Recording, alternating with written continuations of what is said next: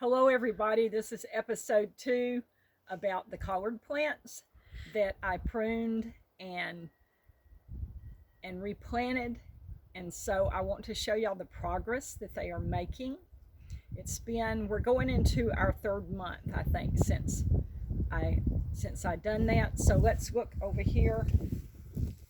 Right here is one of the collard plants. It's doing real well, and the old stalk, see, is right here in the ground. See that old stalk? Mm-hmm. And you've got this new stalk growing up out the side of it right here. It's making us a new collard plant right here.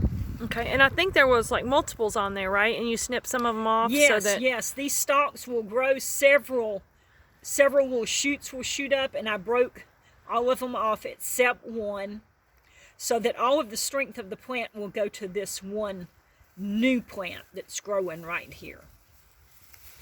Now I've got some, you remember I cut the tops off of some of the collard plants and planted them hoping that they would root. So let me show you what they have done. They've not done as well. But here is another one that's growing up out of the stalk. It's doing really well. Mm-hmm. Then the tops, here's one. I don't know what happened to all the leaves. It had several leaves on it. I don't know if we had an animal run through here and break these off, but it's still alive. So hopefully it's going to, continue to grow. So we've got that one. We've got 2 more right over here that were the tops. See, that's alive and it's growing. And this one right here. So they're growing, but they're just not growing at the rate of speed that these other ones are that came up actually out of the stalks, Of course, these had to create roots where the others already had their root system in place. Yeah. It just had to grow. So right. So probably some reasons. Let me show you these 2 now. This is all growing up out of the old stalks as well. Okay. And there were multiple shoots that shot up out of the old stalk. And I didn't break all of the shoots off because I just wanted to see what would happen. So I have left all of these shoots growing up out of the old stalk. And this is what I'm getting. It's a little bush. Yeah, a collard bush. In reality, if they'll grow big collard leaves, you'll get a lot more that way than breaking them off. But we'll know a little bit better in the future. Yeah, I don't know if they will be too crowded and some of them will die off.